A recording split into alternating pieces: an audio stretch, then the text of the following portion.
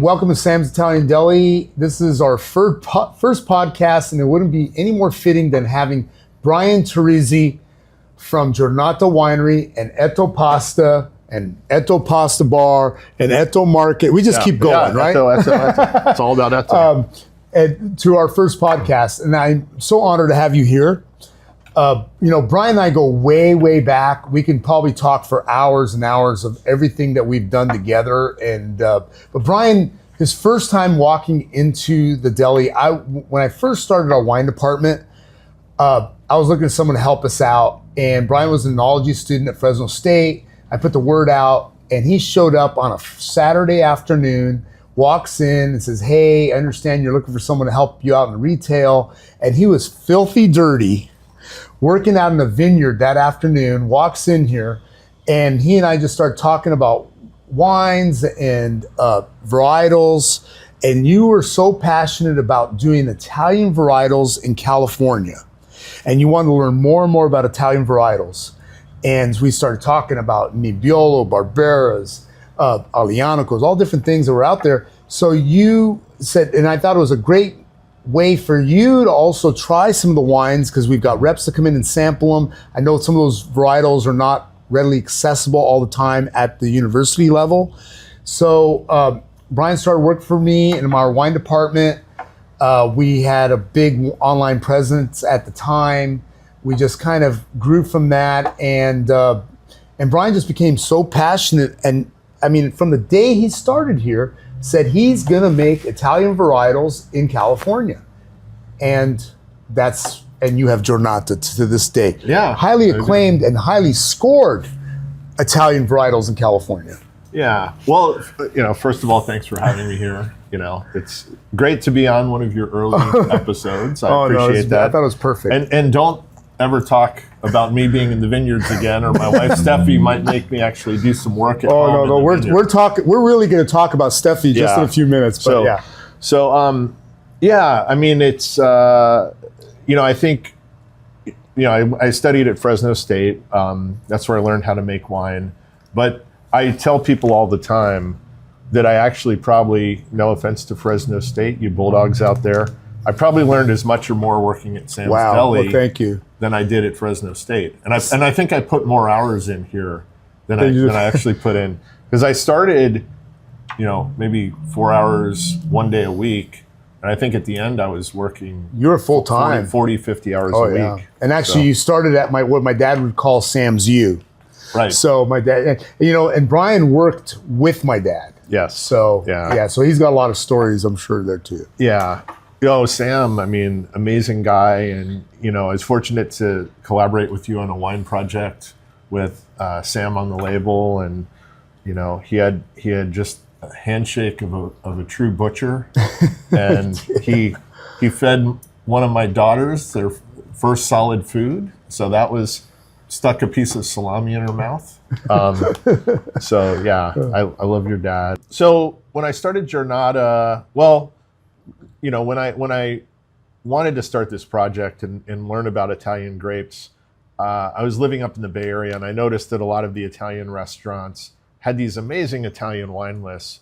But when it came to California, they featured Pinot Noir, Chardonnay, but no Italian grapes from California. And it just seemed to me, with everyone focusing on local food, that there really was a need and a place for someone to do Italian grape varieties really well and get them into these restaurants.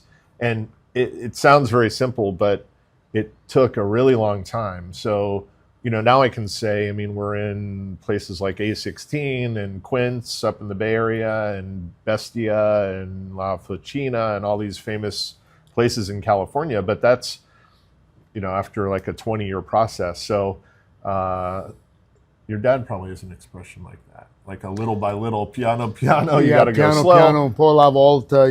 Yeah, exactly. So all these projects begin with a dream and a passion, but then it also takes a lot of work. And I worked at Fresno State, where I met my wife, and she has a passion for viticulture and worked at Italian restaurants. So that was a fortuitous combination, us getting together. And then actually working here with Nick, getting to help him build the wine program and getting to taste among the best Italian wines in the world that are carried here at Sam's. Also the food and the pasta, which is a whole nother can of worms that I got myself into. But, being here and learning the academic side, but then also learning the practical side and also selling wine to customers and introducing customers to wine really helped formulate my path going forward. And that was the very beginning of where I started was right here. So. It was, but and you've taken it so much further, but going back also to Steffi, Stephanie, also graduated with him. She definitely, I know that when you left me, she had already taken on a job with Lunamanta Vineyards, right? Yeah, so she... As a vineyard manager? Yes. Yeah, and I always kid around, but really, Stephanie is the one that does all the work. So Stephanie, I'm just going to let you know I say it all the time. Well, it's a great balance. Between the two of them, it's a great balance. It really is. It's one of those things, in pursuing something very difficult. And, we just tasted some wine together with Nick's wife, Catherine, and she's here with Nick, and we've known each other the whole time as well. But, having a partner in doing this is really critical, a supportive partner. And Steffi's more than a partner because she, is kind of a genius at viticulture, very skilled in the vineyard. She works for us and consults for a variety of other people, including, some pretty big names up in Napa and up in Oregon. So her kind of focused on the vineyard side, me focused on the winemaking side. But then we both share a love of food and travel, and we travel to Italy together and do a lot of research, and it's very lucky combination. So the first time I was in Italy was 2003, and that's where I made wine. I actually went the year before and found a place to work, but I made wine at a winery called Isola Elena, which is a pretty top-notch winery in Tuscany, and I think you've carried those wines. Yeah, we've carried them in the past. Yeah, and then I went to Fresno State to formalize my education. But in the meantime, as I was doing that, I would travel to Italy. I try to go every year, and last year I went 3 times. Just I love it. It's fun, but it's still research, and it's still making sure I'm following the right path. And I know Nick has spent a lot of time in Italy, and I know Sam pretty much wanted to move to Italy. He did. Toward the end. He was gone every year. So, I think that's really, really critical. And, Nick said, our wines have been pretty highly acclaimed lately. And I think that's really that time in Italy. There's really been no precedent to get, we've been in the Wine Spectator, Robert Parker's Wine Enthusiast, all of the major publications with very good publicity. And I think they see that thread that we have between California and Italy, which is kind of our theme for what we're doing. Well, I think also there's been publications that I've read, and I know you guys, you and Steffi really have become part of that core, let's say the wine rock stars of that area. You really have. And I think what happens also is in that Paso area, San Luis area, you guys are such a small, tight-knit group and family that you all work together. And I think that's a big plus also in the success of all of you guys.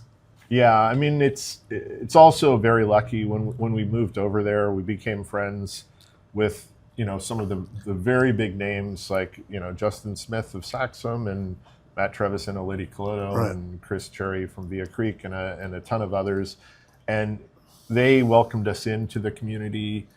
We were always the people doing the weird Italian stuff. But they had a lot of respect for our passion for doing something different. And especially now that we have our restaurant and pasta business, they enjoy visiting us there, and it's great.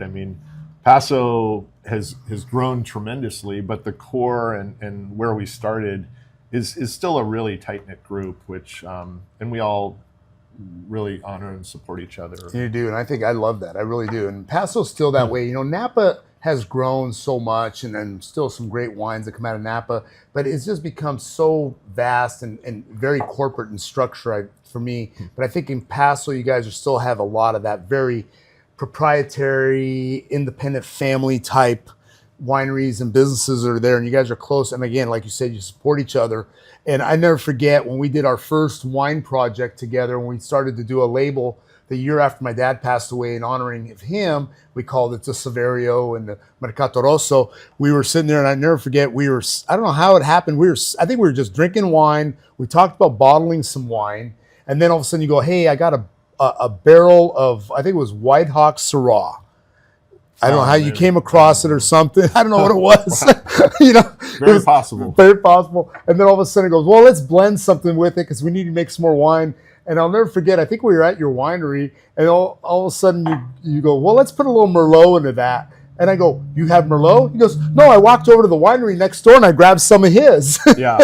And we made a wine that year, which was spectacular. Very collaborative. It was.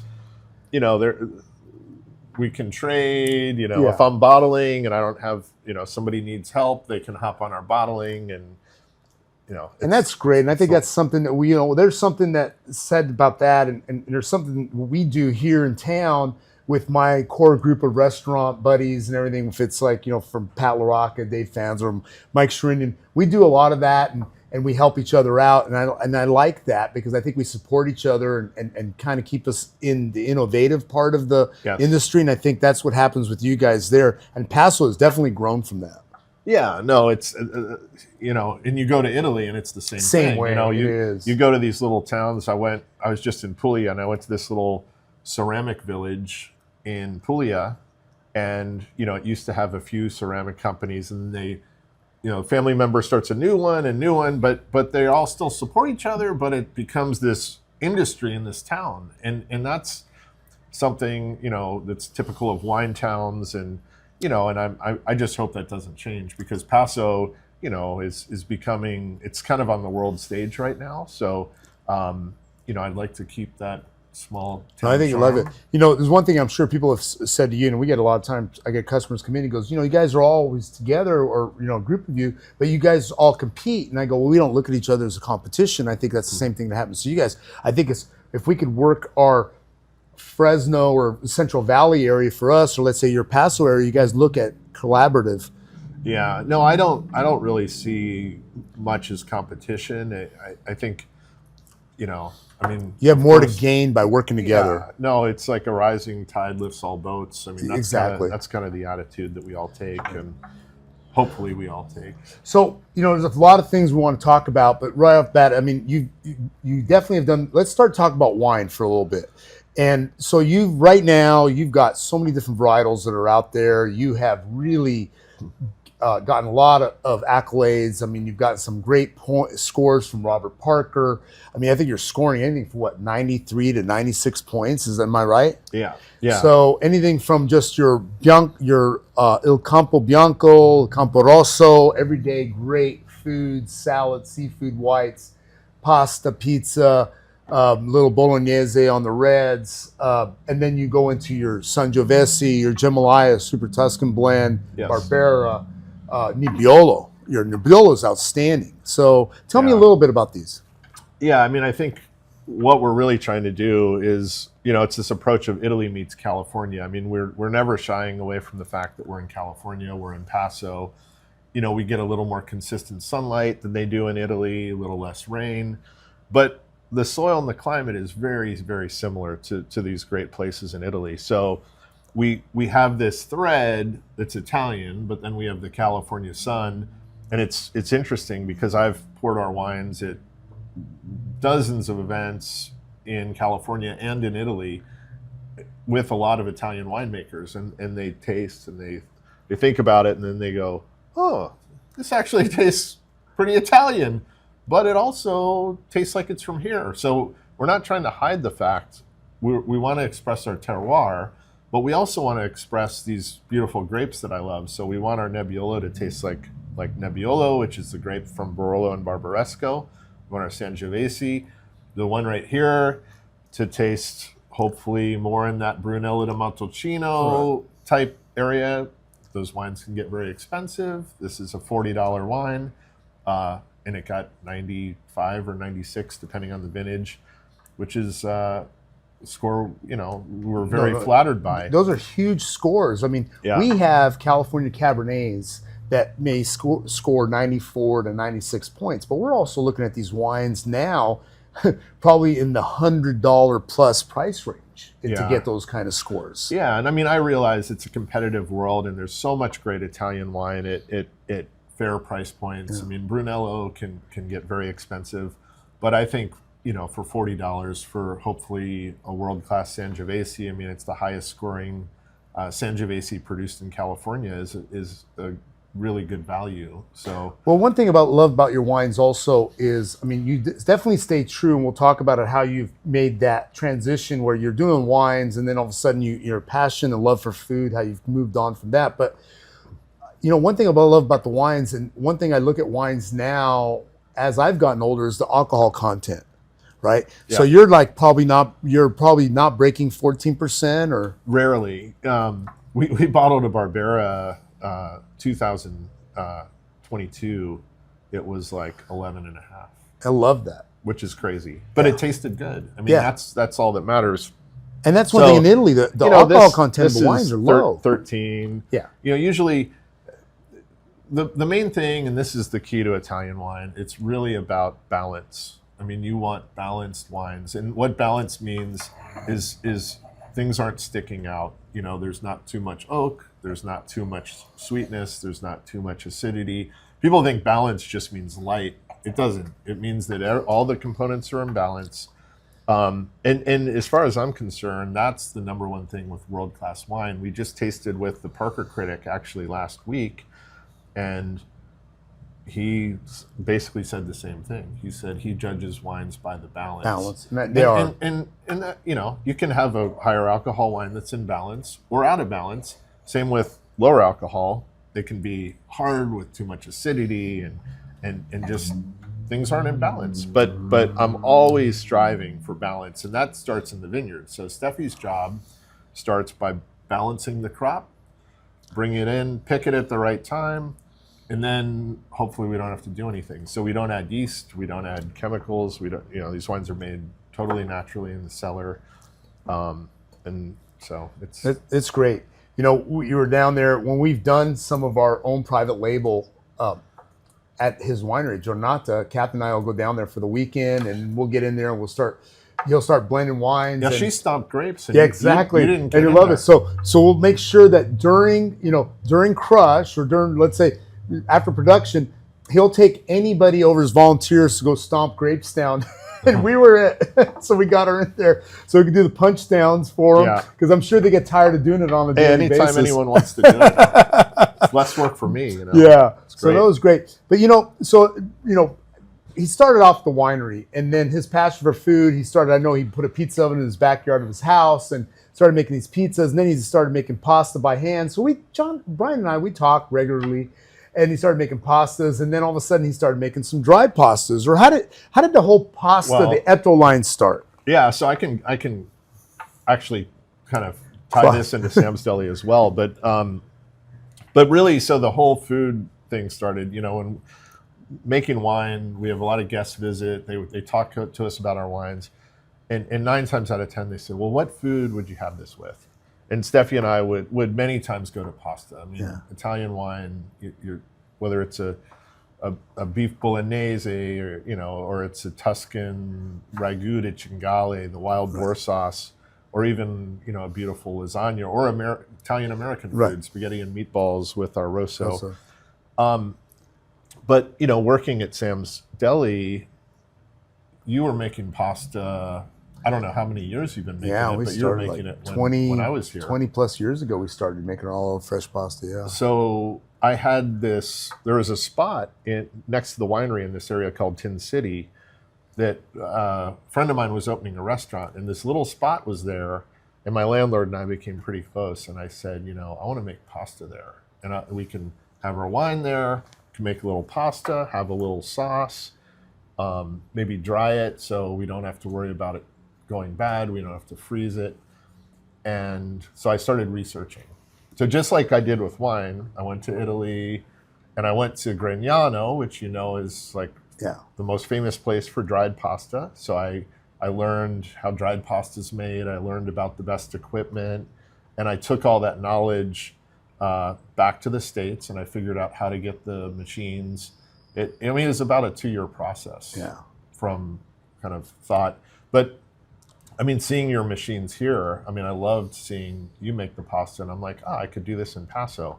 And my idea was, just a little thing, a little side project. It'll pair with the wine. And before I knew it, you were making pasta for other restaurants. Yeah. So restaurants approached me and said, "Whoa, labor's tough. We want our fresh pasta." So I started making it for restaurants. And now we, 50, 60 restaurants we make pasta for. That's pretty impressive. Yeah. That's great. And so the pasta thing, Etto, is I want to say equal passion to wine. Okay, so now you're making pastas, you start selling pasta to restaurants, you're selling pastas to consumers, retail, and then there's Etto Market. Yeah. So the market was just a little. We made the pasta in the market. It was all together. It was just a little spot. And, I had some sauce. It was basically a tiny Sam's Deli. I even tell people come from the valley and I go, this is my mini Sam's Deli. But we had like 30, 40 products. Yeah. Now we have 1,000. Oh, you do? I've been in there. Yeah, you've been there, not too I've recently, been in there and I know where Brian got this. So Sam's was very influential in the creation of the Etto marketplace.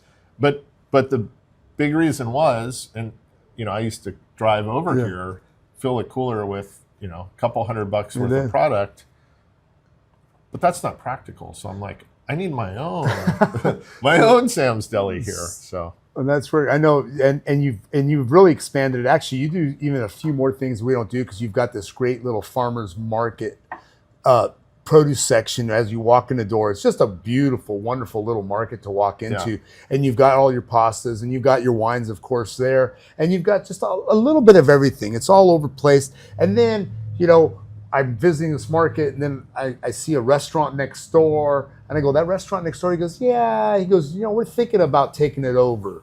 And I go, of course you are, Brian, because you just keep growing. Well, yeah. It wasn't in the plan originally, but the partners in the space are friends, and I was kind of a small partner.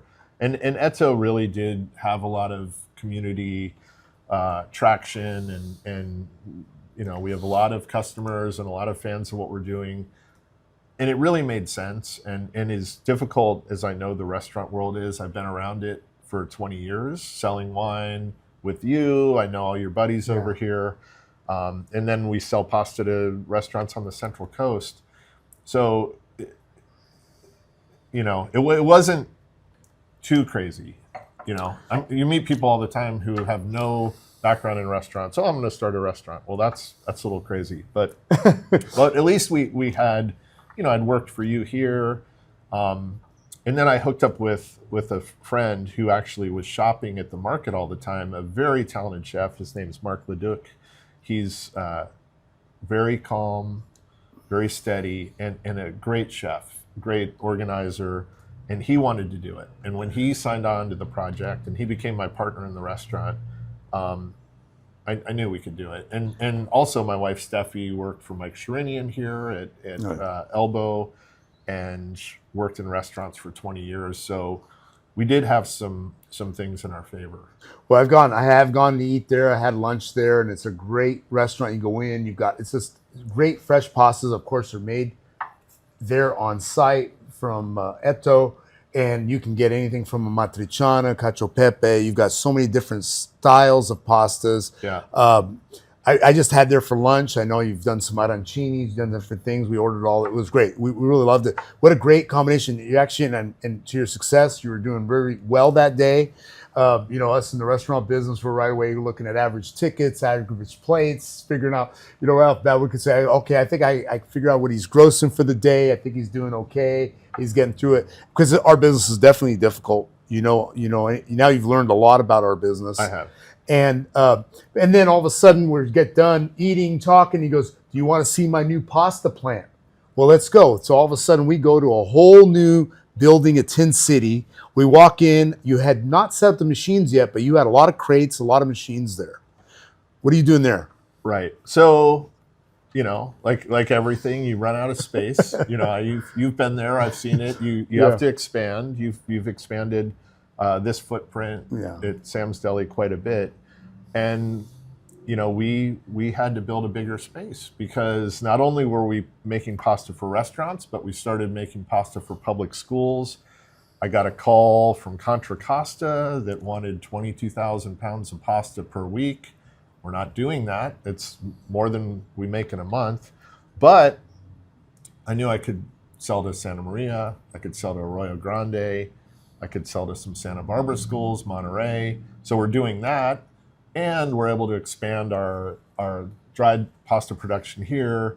We're not crammed, falling all over each other. And so I made the investment, and we'll see how it turns out. Well, so I mean, you're definitely doing wholesale bulk production for restaurants, schools, and then you're doing a retail also for consumers where we sell this here at the deli. Yeah. I know the market here in town also sells your product from the Prosciuttis. Right. And then you've picked up some big grocery stores also down the line. Yeah, we have a few. Well, we're in 8 Whole Foods, and that's been a good kind of test to get us down to LA. And then we're in a lot of independent grocery. Right. So a lot of independent grocery up in the Bay Area, Los Angeles. The fair thing. Right. So we ship to Iowa and Florida and random markets around the country. And we're just starting to sign up with a couple food distributors to expand. We've only been at our new production facility officially since August of last year, which we had to just get through the holidays first. And so in January, we've started kind of ramping up our distribution. And anybody, I mean, you could just definitely get on social media. You can look up Eto. He's got a lot of videos of his new plant production. His drying rooms are great, enormous. I just love the production. I watch those videos because I do follow you. But real quick, what made you come up with the name Eto? I like really simple Italian words. I mean, like Sam's Deli. Doesn't get more simple than that. So Giornata is very simple. Yeah. My last name is Terrizzi, Terrizzi. But when people see 2 R's and 2 Z's, they, how do I say that? Yeah. I've been called Terrazzulli, Terrazzini. They add extra letters. Eto is actually 100 grams. So it's a portion. So it's a portion of pasta. So if you want to buy prosciutto, you want a 1/4 pound, because it's basically a 1/4 pound. You say, un etto di prosciutto, un etto. So it's a portion. It's a portion of pasta. So if you eat an etto of pasta, that's perfect. That's perfect portion. And then and I know what makes your pasta special, but tell them what makes this pasta special versus just picking up anything else on the grocery store shelf. It's really interesting because I'd been pretty obsessed with good quality pasta for 20 or so years, and eating it in Italy, finding small Italian producers, producers like Rusticella and Rumo, but I thought everyone else was kind of obsessed with pasta like me, but turns out not so much. I mean, most people have never really had good quality pasta. So what that means is it's extruded through bronze dyes. Most are extruded through Teflon, so it makes the pasta texture very rough.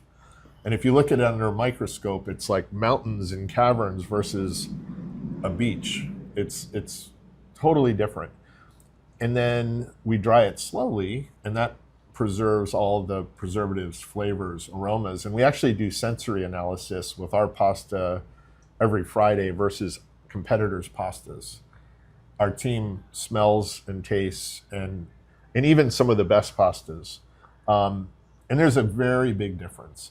So when you make a pasta like this, the sauce sticks to it. There's some starch in the water that helps when you add a little water back and mix it. The texture is different. It doesn't cook as quickly. It keeps its al dente range, which is where it's like harder to the tooth for a longer period of time, so it's hard to overcook our pasta, and it just has this amazing texture, flavor.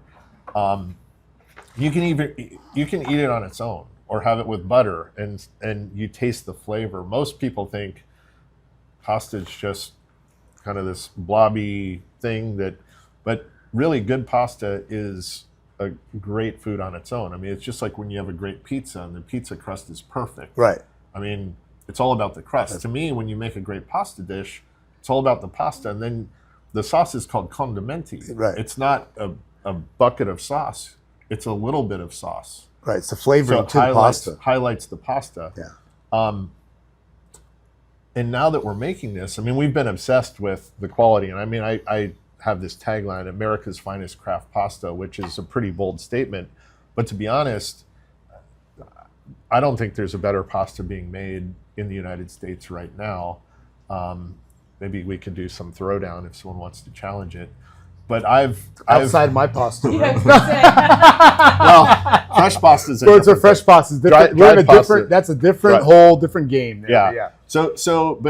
But I've actually taken this to Italy, and people that I know in Italy have said to me, when you come back, will you bring us more of your pasta? Because it's better than any Italian pasta I can find here. So that's validation that I know we're doing a really good job. I know there's Italian pastas that are amazing. I've had them. But even in Italy, they're pretty hard to find. So, Well, I'm going to tell you. So you mentioned them, and we have them here at the deli. We have Rusticello, we have Rumo, okay, and we've got Etto. We actually have Etto on the shelf next to them because that's exactly, it's in the caliber of those Italian pastas coming from Italy that have a lot of recognition, and it cooks the same way. You know, one of the things that I tell a lot of customers coming in the door is, you know, just look at them. The bronze die cut, the slow drying process is better digestively on the slow drying of the pastas. Also, looking at the ingredients, you've got 100% organic semolina, right? That's it, and water. Yeah, and so that's another key point is the organic process in making pasta is really, really different because the supply chain of flour in conventional flour goes through this, you know, rail cars into these huge silos, and organics is small. It's all totes. It's all small. It's all very controlled. There's less chance of allergens and different things getting into that stream of organics. It's really different. And folks that have had gluten issues, I don't eat pasta anymore, they eat our pasta, they don't have a problem. Exactly. I don't know why. I mean, I have suspicions. I don't try to push anyone. I don't want to make anyone sick. But, you know, think of Wonder Bread. I mean, when you eat Wonder Bread, you know, is created during the war, World War II, the Great War, World War II, and people got sick because it didn't have nutrients, because it was stripped of nutrients, so they had to add them back. When you buy cheap pasta, it's the same thing. It's like Wonder Bread. They add back niacin and different folic vitamins. acids. And Yeah, all these folic different acid. This is pure, unadulterated, very nutritious, high in protein, low in sugar. It's a whole real food. Pasta the way it's meant to be eaten.